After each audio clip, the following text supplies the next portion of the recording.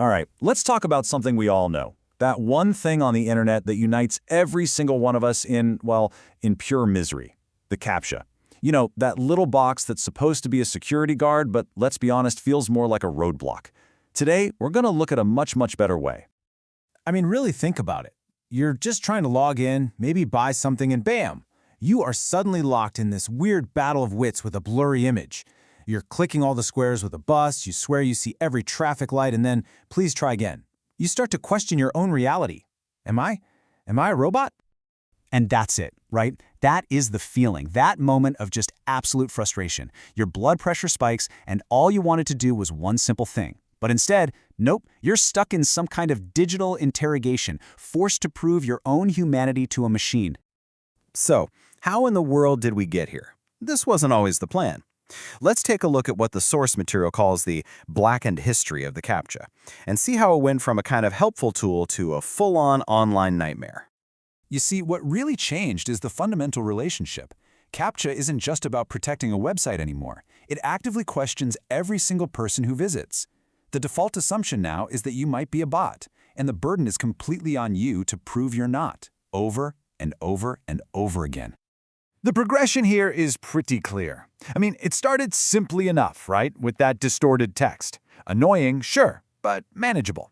Then it evolved into a visual exam, asking us to identify buses or fire hydrants in these super grainy photos. And now it's often completely invisible, tracking your mouse movements, how fast you type, your browser history, basically building a profile on you to decide if you're human enough. It went from annoying to straight up invasive.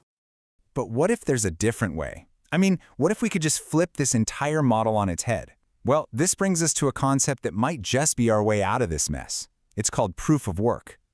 This is the core idea, and it is so simple but so powerful. Instead of making the human user do some weird puzzle to prove they're not a machine, why not make the machine do a little bit of work to prove it's being used by a real person? So proof of work totally reframes the problem. In this case, it's just a tiny little math problem that your device solves in the background.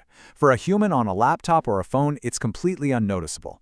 But for a bot trying to make thousands of requests a second, that tiny bit of work adds up fast. It makes those large-scale attacks incredibly expensive and basically not worth it. And when you put them side by side, the comparison is just stark. The old way puts all the work on you, it often collects your data, and it creates all this friction.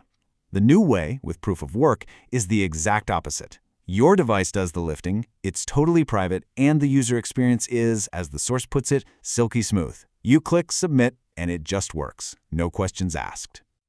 Now, this all sounds great in theory, but for a really long time, building a system like this was a total nightmare for developers. So what changed? Well, it turns out a key piece of technology provided what the source calls a divine assist, making all of this practical for pretty much everyone. See, in the past, if you wanted to run a service like a proof of work verifier, you were in for a world of pain.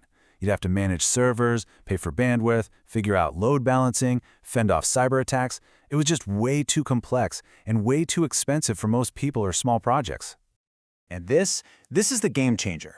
Cloudflare Workers is what's known as a serverless platform, and that basically means the developer can just write their code, hit deploy, and Cloudflare handles literally everything else. It automatically runs that code in data centers all over the world, so it's incredibly fast for every user no matter where they happen to be. And maybe the best part is the cost. That number, 100,000, that's how many free requests Cloudflare offers per day on its platform. For the vast majority of projects, blogs, personal sites, small apps, this means the cost of running the super advanced CAPTCHA alternative is, well, it's zero. It's free. Okay, so we have the problem, frustrating CAPTCHAs. We have the concept, proof of work, and now we have the technology, Cloudflare Workers. So let's bring it all together and introduce the open source project that makes this whole thing a reality. This project is called CapWorker, and it's built entirely on this modern stack. The benefits are just crystal clear. It's ultra-fast because it runs on Cloudflare's global network. It is completely private by design, no tracking, period. And for developers, it's open source and designed so you can set it up in literally 5 minutes. If you look under the hood, the architecture is actually elegantly simple. Cloudflare Workers is the global serverless engine. A feature called Durable Objects acts as the brain, making sure every single verification challenge is unique to stop attacks. And the muscle is the SHA-256 algorithm, a really mature and reliable standard for the actual proof-of-work math. The whole process is super straightforward. First, the server generates a unique challenge. Second, your browser solves it invisibly in the background. And third, the server verifies that solution, and you're in. All of this happens in less than 1/10 of a second, without you ever noticing. So what does this all mean for the future of the internet? Well, it really points toward a web that's a lot less about interrogation and a lot more about just seamless, easy interaction. So let's break down why this is such a huge deal. For us as users, it means the end of those maddening puzzles. It means peace of mind knowing our behavior isn't being tracked just to log in somewhere. And for developers, it means they can give their users a top-tier, privacy-first experience for free without the headache of managing all that complicated infrastructure. And really, that's the ultimate goal here. The internet doesn't have to be this series of frustrating gates and puzzles. It can be an experience that actually respects both our time and our privacy, just flowing seamlessly from one thing to the next. So I'll just leave you with this thought. CAPTCHA probably isn't going away entirely, but it definitely doesn't have to be the way it is now.